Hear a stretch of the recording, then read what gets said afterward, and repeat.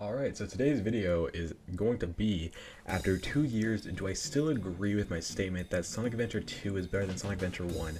Stay tuned till the end to find out, and I'm sorry that I said that. I want the retention to go up. I'm going to be transparent with y'all. The retention is what I care about whenever I make these videos. Anyway, let's get started. So, Sonic Adventure 1. The plot.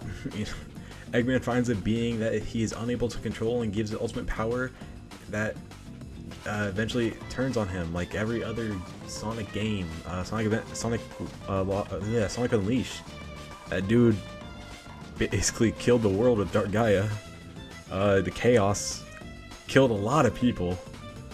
Let's see. He almost killed the whole world again with the Biohazard. So this guy really needs to stop with that. Oh yeah, and then the Sonic Lost World with the Deadly Six. Alright, Sonic story. Find all the Chaos Emeralds before Eggman does, and basically put a stop to him like every other Sonic game. Tails. Help Sonic retrieve all emeralds and stop Eggman. Knuckles. The Master Emerald has been broken and he wants to find all the pieces that have been scattered throughout the game. Amy story. Help a bird reunite with his family, aww, while trying to run away and avoid him being kidnapped by a robot.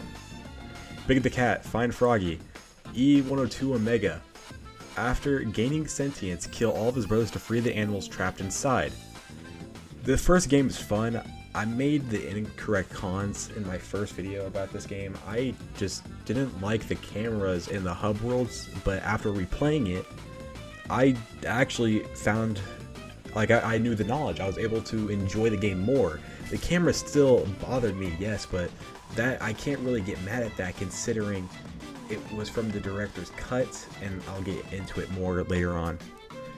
But the game just, it gives the hub world gives it the whole cast a life to this game. It makes you feel interactive. All right, going on to Sonic Adventure 2, which is now split up into 3 sections: Hero Story, Dark Story, and The Last Story. Hero Story. Sonic escapes the military while being wrongfully accused and wants to find this imposter Hedgehog and put him to justice, while in the meantime stopping Eggman. Tails. Help Sonic. Knuckles. Find the shards of the Master Emerald again. Dark Story, which is actually kind of the plot. Eggman. Restore and make his grandfather's creations and dreams into reality. Shadow. Help Eggman and destroy humanity. Rouge. Help Shadow and Eggman, but also snitch on them again because she works for Gun and she's a snitch. The second adventure game is just a collection of 3 major gameplays. The Hedgehogs play the same, Tails and Eggman play the same, and Knuckles and Rouge play the same, but it does it in a way to where each character gets a, I'm doing quotation marks but you can't really, or air quotes but you can't really see me, unique power-up system where Knuckles gets drill claws while Rouge gets boot upgrades. You know, it's like that. Anyway, now moving on to the pros of the first game. Pros of SA1: all the stories that take place are happening all at once and intertwining with each other to get a greater perspective on where all the stories take place. Like if you're playing Sonic and you are gonna fight Knuckles, whenever you're Knuckles, you're gonna fight Sonic, and you get to see when that takes place because all these stories are colliding. They are making this whole adventure seem like a real adventure. The characters all play differently, and they aren't carbon copies of each other. The final boss is fun and simple. The only thing that does suck about the final boss is that Crush 40 did not play longer. That first phase, if you do that fast, that's the only time you'll ever hear Crush 40's Open Your Heart. This game has great replayability, and the missions in the mission tab are actually very creative and fun. And after 100%ing this game, you unlock a secret character. Now for the cons. The overworld, like I said, I got used to it. The only part that I did not like was the jungle, where Big the Cat spawns, and then where Sonic and Knuckles and Amy have to go. Actually, basically everyone has to go to this jungle, and it's just surrounded by invisible walls. You can't really do much. It's just unfun. And I'll talk about a few things later. And then the camera. And I can't really say this is a con because it's the con for the game that is the majority of what everyone's playing. What I mean by that is the camera for the director's cut, which is probably the majority of what people play Sonic Adventure 1 on, really transferred badly. It was not meant to be this bad, because the original game, the camera is actually fantastic, and it is way better than what it's supposed to be. And they also messed up the feel of the game, because it is clunky at some times, but in the original game, it's smooth like butter.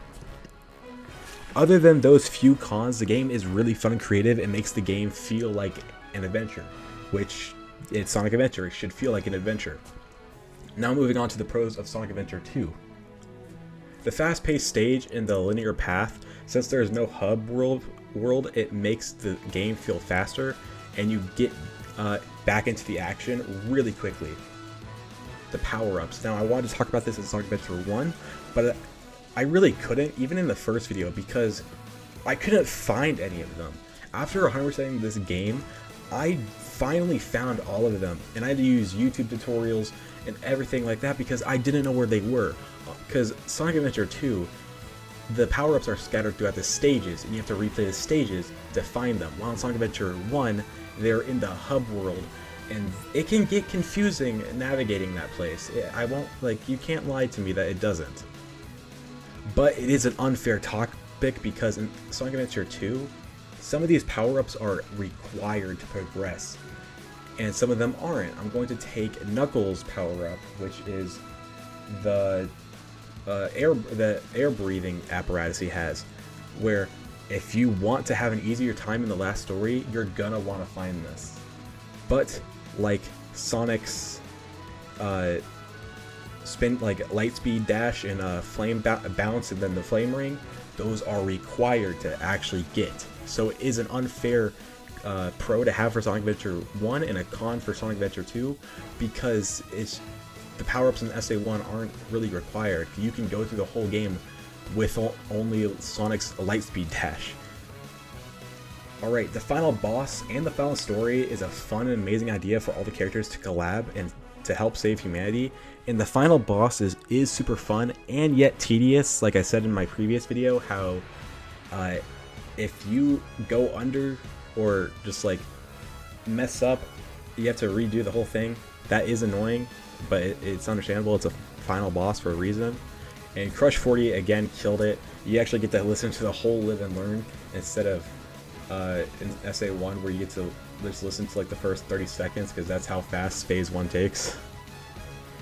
And the replayability in this game is actually amazing because you get to hone your skills and play your favorite stages over and over and over. The Chao Garden is amazing. The multiplayer is a fun way to go against your friends and just to like show that you are the better friend, you know. And then the cons. The characters are just carbon copies of each other. The missions aren't creative, they all are the same, and the mechs just feel awful. They really do. It's my least favorite portion of the game. But with that said, what is my final verdict? What do I think 2 years later? Because I said Sonic Adventure 2 was my favorite game, and is it? Well, I'm going to be honest, it still is. I still have that bit of nostalgia and memories. It is my favorite game, but I have to say that Sonic Adventure 1 is a very, and I mean very, extremely close second. It is so close even that I could say yes or no. Like, yes, Sonic Adventure 1 is my favorite, or no, Sonic Adventure 1 isn't my favorite. Because these games are actually really amazing together. They are a great continuation with the story, and my god, do I hope for Sonic Adventure 3.